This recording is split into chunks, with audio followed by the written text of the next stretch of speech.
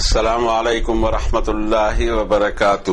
اعوذ باللہ من الشیطان الرجیم، بسم اللہ الرحمن الرحیم۔ قل یا ایھا الناس ان کنتم فی شک من دینی فلا اعبد الذین تعبدون من دون اللہ ولکن اعبد اللہ الذی یتوفاکم وامرت ان اکون من المؤمنین وان اقم وجھک للدین حنیفا ولا تکونن من المشرکین ولا تدع من دون اللہ ما لا ينفعك ولا يضرك فإن فعلت فإنك إذا من الظالمين وإن يمسسك الله بضر فلا كاشف له إلا هو وإن يردك بخير فلا راد لفضله يصيب به من يشاء من عباده وهو الغفور الرحيم۔ قل يا أيها الناس قد جاءكم الحق من ربكم فمن اهتدى فإنما يهتدي لنفسه ومن ضل فإنما يضل عليها وما أنا عليكم بوكيل واتبع ما يوحى إليك واصبر حتى يحكم الله وهو خير الحاكمين۔ صدق اللہ العظیم وصدق رسولہ النبی الکریم ونحن على ذلك لمن الشاہدین والشاکرین والحمد للہ رب العالمین۔ انسانیت کے لیے جو چارٹر اتارا گیا، جو کمانڈمنٹس اتارے گئے، سب سے اخیر میں دنیا میں کمانڈمنٹس آتے رہے، لوگ اس کو بھول گئے، اس میں تبدیلی کر دی، اس کو ناپید سری کا کر دیا کہ پتہ نہیں لگتا کہ کب کون سی کتاب اللہ نے کبھی اتاری ہو۔ اتنے بڑے بڑے ملکوں کے اندر میں نہ ریکارڈ ہے رسول کا، نہ نبی کا، نہ دا بک کا، دا ہولی اسکرپچر کا۔ ہولی کسی کتاب کو ہم کہہ دیں اس سے ہولی نہیں ہو جاتا۔ It should be proven that یہ اوپر سے نازل ہوا ہے، یہ اللہ کی طرف سے آئی ہوئی وحی اینڈ انسپائریشن کے ذریعے یہ ہوا ہے۔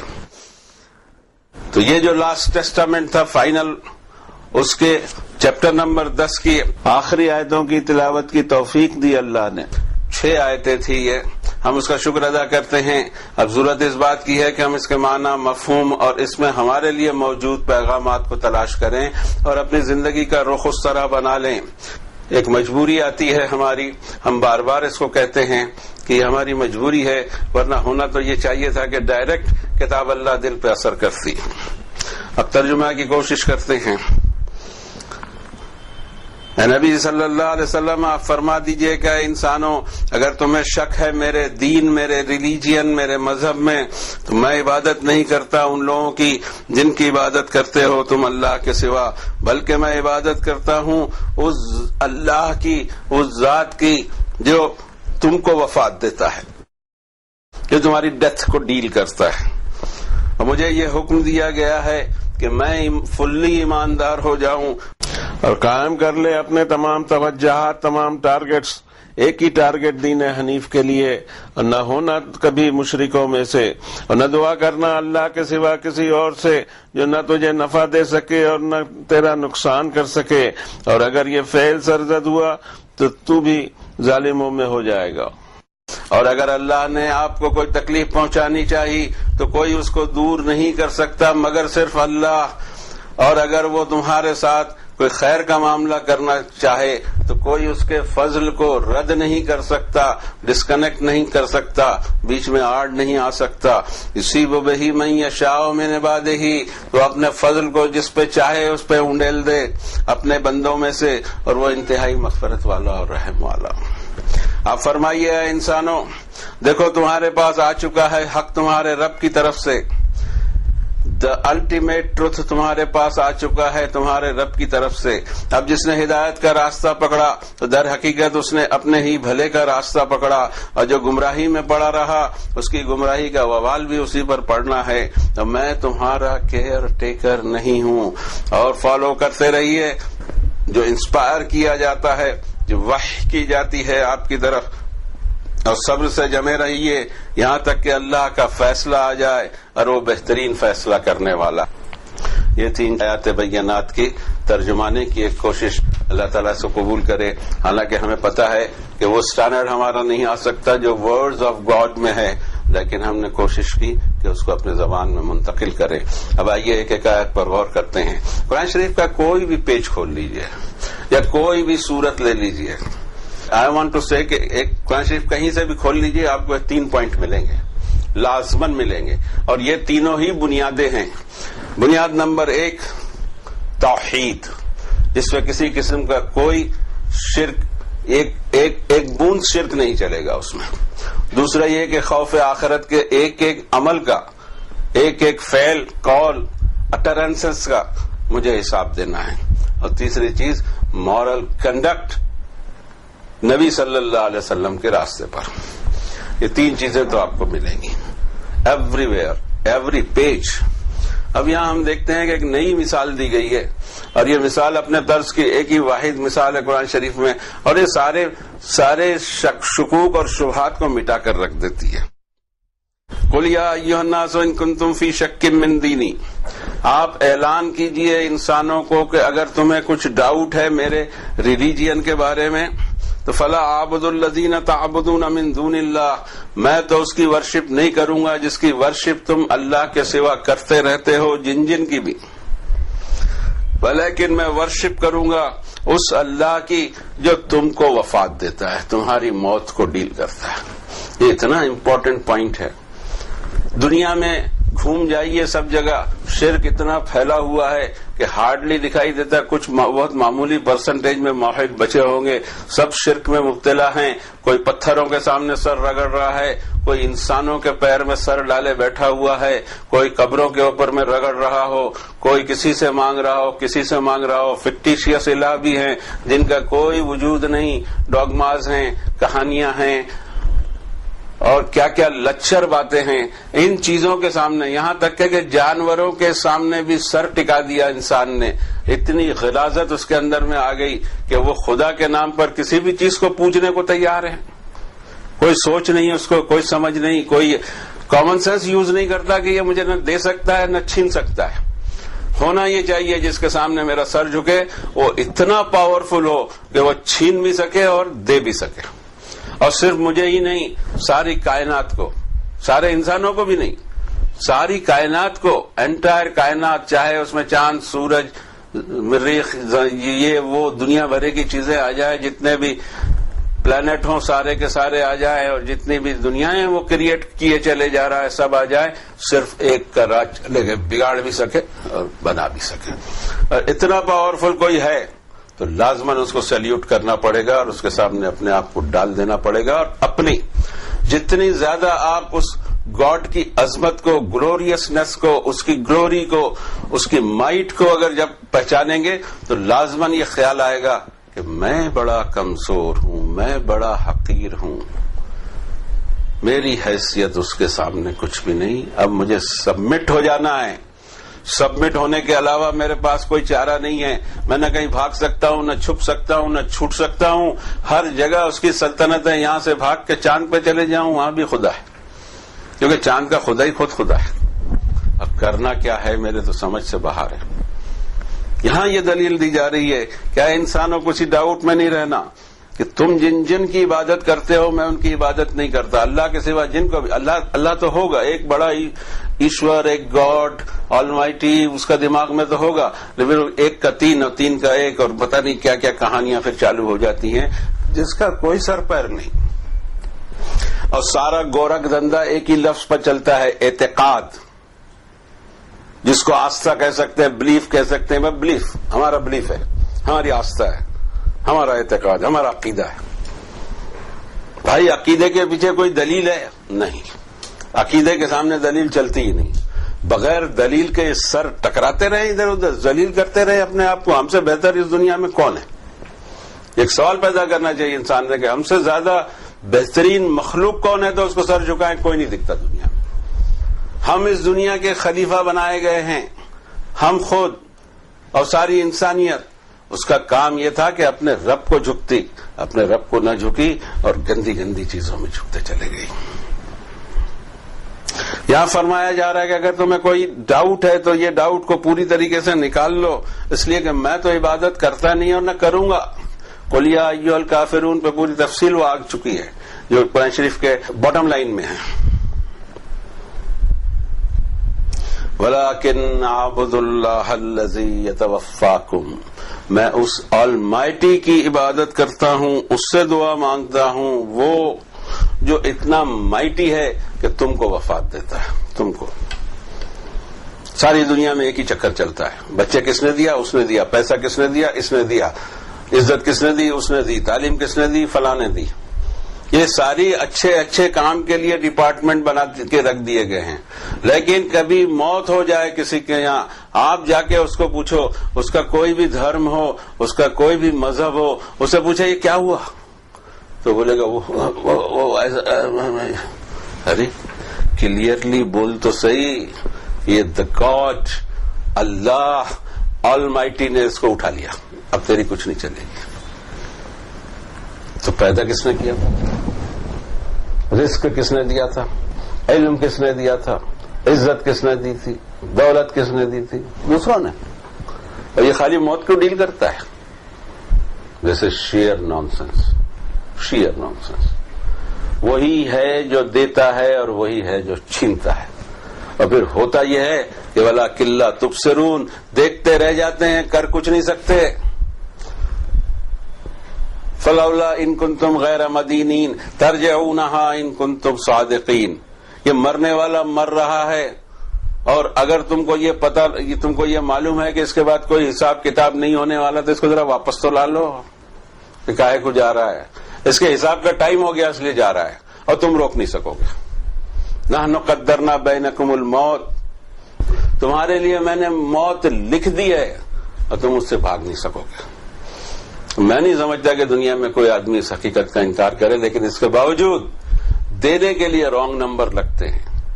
چھیننے والا ہے کہ کوئی نہیں کہتا کہ فلاں نے چھین لیا، کسی کا نام نہیں لے گا، وہ بس وہ اشارہ ادھر کرے گا، ارے بابا اسی نے دیا تھا، اتنا سمجھتے کیوں نہیں، رانگ نمبر لگا کے بیٹھ۔ اب یہ بتائیے کہ دے کوئی اور آپ کریڈٹ دیں کسی کو، اور جو دینے والا ہے وہ پاورفل ہو، وہ آپ کو چھوڑ دے گا؟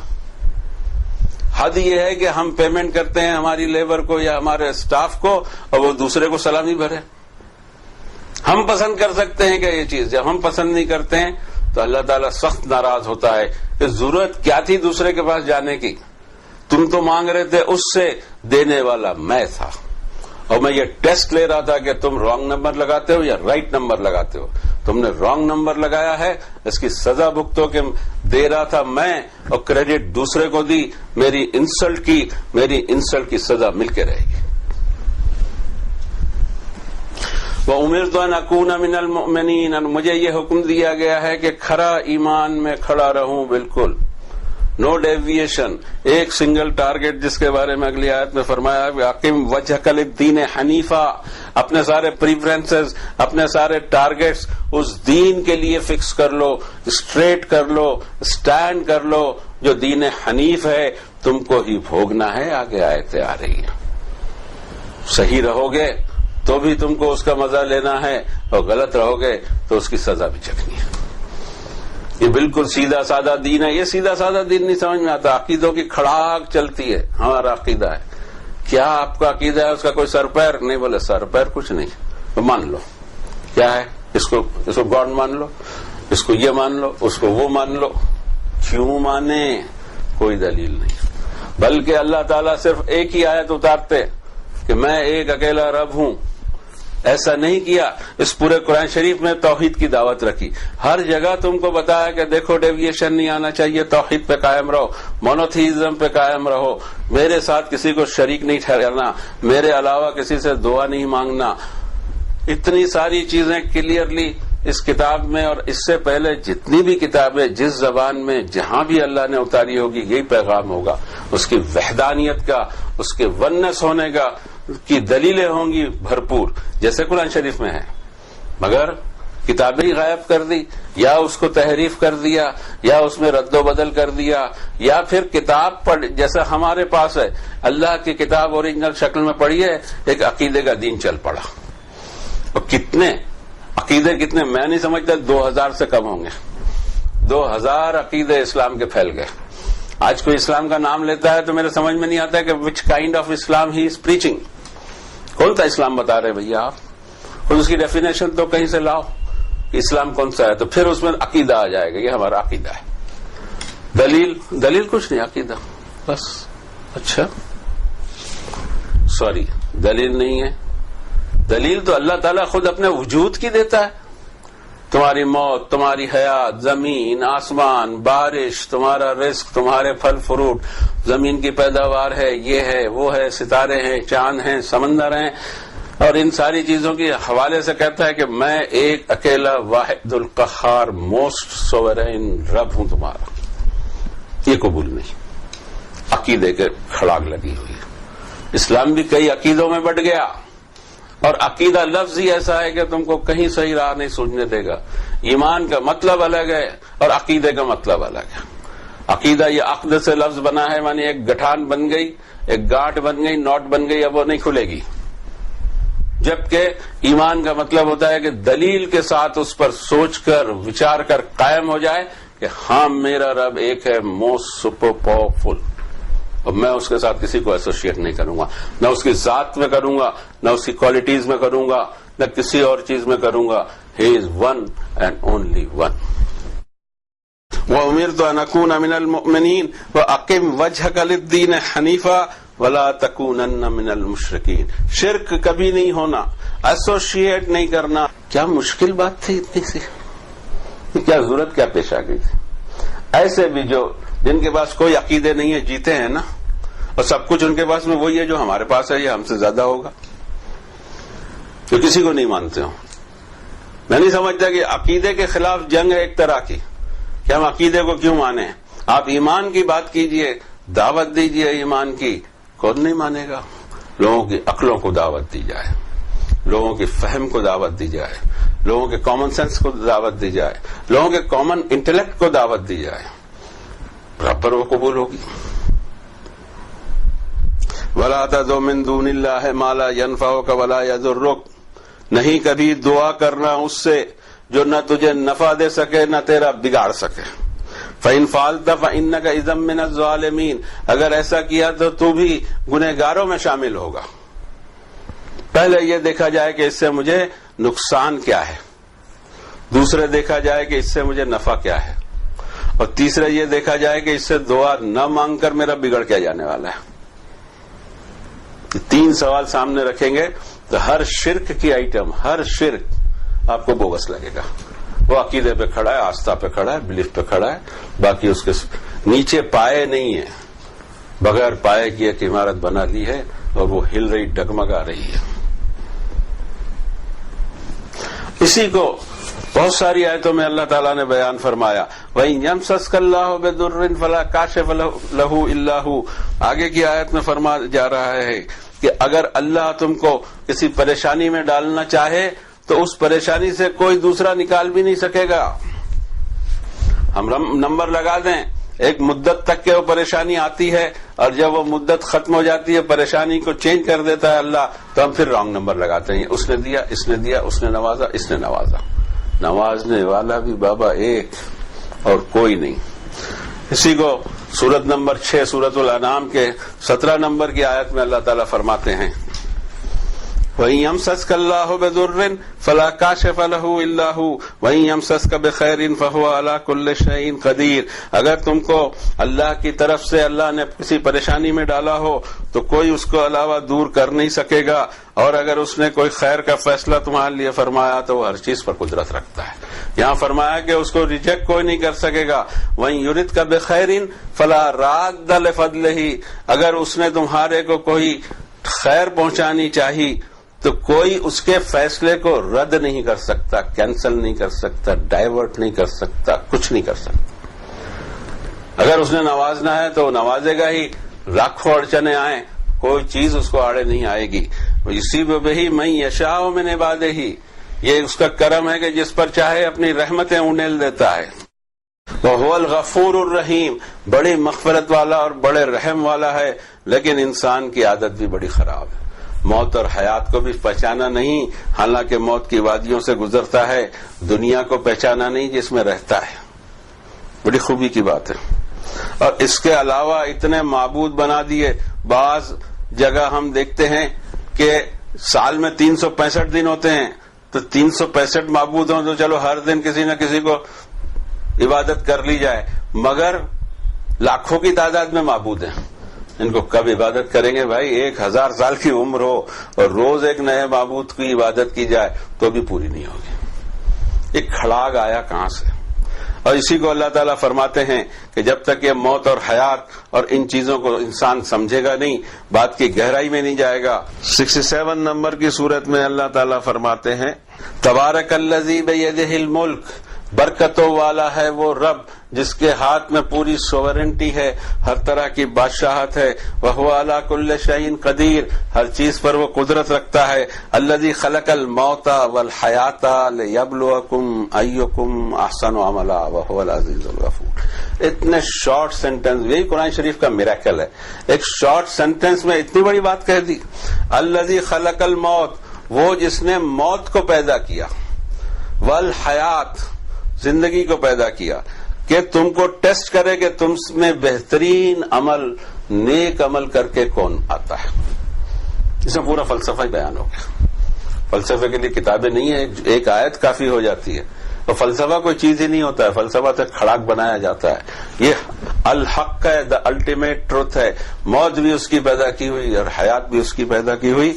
اور اس کے بعد میں فرماتے ہیں بہت ساری آیتوں میں، اور یہ ایک طرح سے دیکھا جائے تو ایسا لگتا ہے کہ قرآن شریف نے ایک الزام رکھا ہے اس انسانوں پر، اور وہ الزام یہ ہے 25 نمبر کی سورت کی 3 نمبر کی آیت ہے وَاتَّخَذُوا مِن دُونِهِ آلِهَةً لَا يَخْلُقُونَ شَيْئًا، ایسے معبود بنا کے رکھے ہیں جن کی ورشپ کرتے ہیں کہ آج تک انہوں نے کوئی چیز پیدا نہیں کی، وَهُمْ يُخْلَقُونَ، خود ہی پیدا کیے ہوئے ہیں، وَلَا يَمْلِكُونَ لِأَنفُسِهِمْ ضَرًّا وَلَا نَفْعًا، اپنے آپ کے بھی نقصان اور نفع پر ان کا بس نہیں چلتا، وَلَا يَمْلِكُونَ مَوْتًا وَلَا حَيَاةً وَلَا نُشُورًا، نہ موت پر ان کا بس چلتا ہے، نہ زندگی پر ان کا بس چلتا ہے، اور نہ دوبارہ اٹھائے جانے پر ان کا بس چلنے والا ہے۔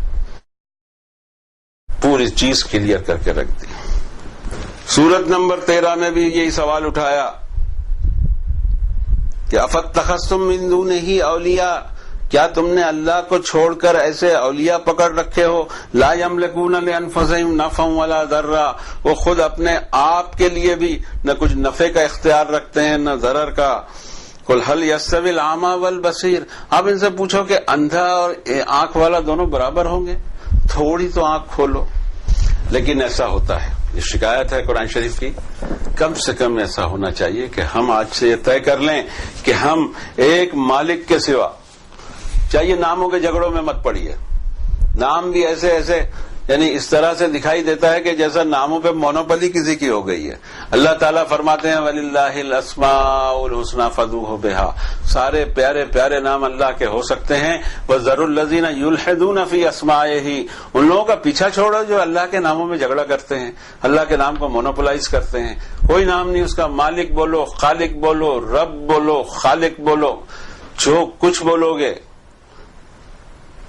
اسی کے لیے سارے پیارے پیارے نام ہیں۔ مالک کہہ کے پکار لو، چلو اگر کسی لفظ سے ٹینشن ہوتا ہے تو ٹینشن پیدا کیا جاتا ہے، کسی کو لفظ پہ اعتراض ہوا نہیں کرتا، ہم مونوپلائز کرنے جاتے ہیں، لوگ چڑھتے ہیں اور اس کے بعد میں غلط تاثر قائم ہوتا ہے۔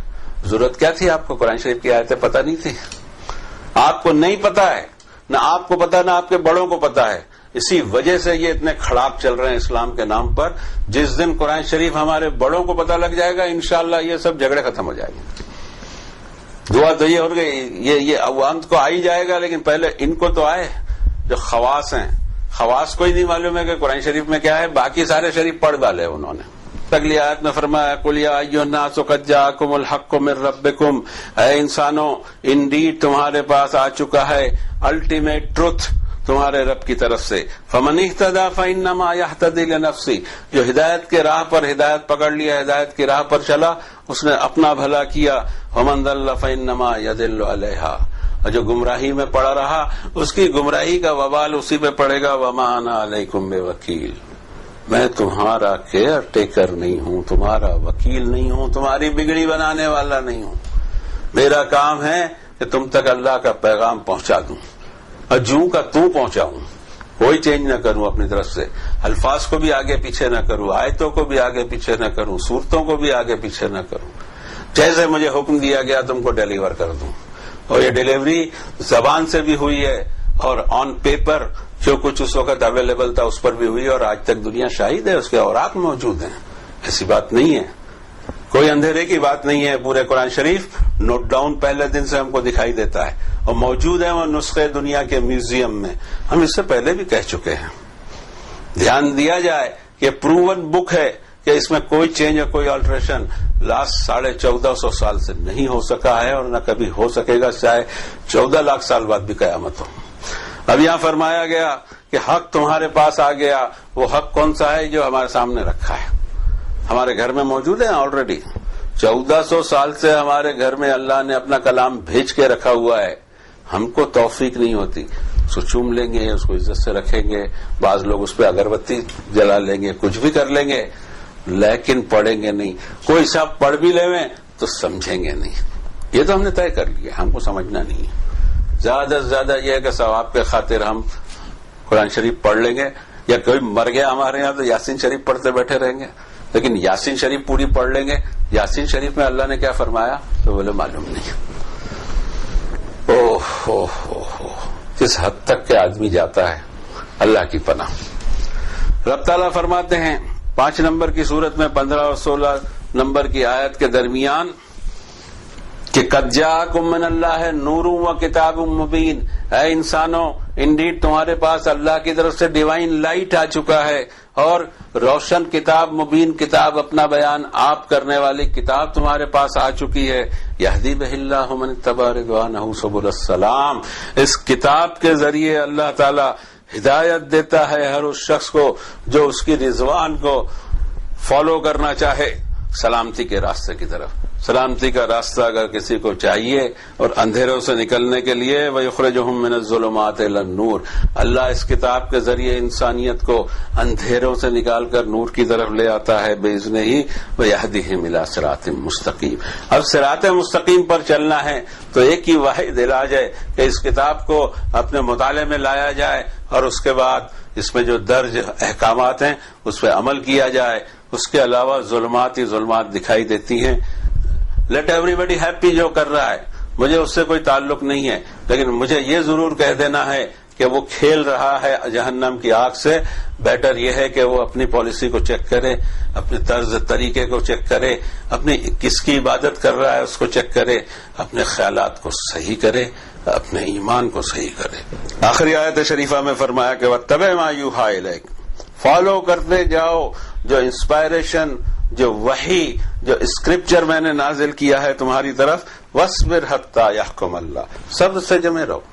مخالفت ہوگی، لوگ تانے کسیں گے، لوگ دیوانہ کہیں گے، لوگ کچھ بھی کہہ لیں، لیکن تمہارا کام ہے کہ اپنی راہ پہ چلتے رہو، کسی سے الجھنے کی ضرورت نہیں. وَاصْبِرْ حَتَّىٰ يَحْكُمَ اللَّهُ وَهُوَ خَيْرُ الْحَاكِمِينَ. صبر کرتے رہیے یہاں تک کہ اللہ کا حکم آ جائے اور وہ بہترین حکم کرنے والا. ہم بھی اپنے آپ کو اس طرح سے سدھاریں کہ کوئی الجھن نہ پیدا ہو ہمارے سفر میں. ہماری بات کہنے کی آزادی ہے، اس آزادی کو استعمال کر کے اپنی بات کہہ دی جائے. اس کے بعد کسی کو اپیل کرے سو فار سو گڈ، کسی کو اپیل نہ بھی کرتی ہو so far so good. That is none of my business. مجھے تو اپنے راستے پر چلنا ہے. یہی تعلیم نبی کریم صلی اللہ علیہ وسلم کو دی گئی اور ان کے ذریعے ہم کو دی گئی کہ ہم ہمارا سفر جاری رکھیں، اس میں کوئی ڈیویشن نہ آئے، کوئی تکلیف نہ آئے، کوئی پریشانی نہ آئے. اللہ ہماری حفاظت فرما دیجئے. اللہ ہم کو صراط مستقیم پر رکھیے برحمتک یا ارحم الراحمین.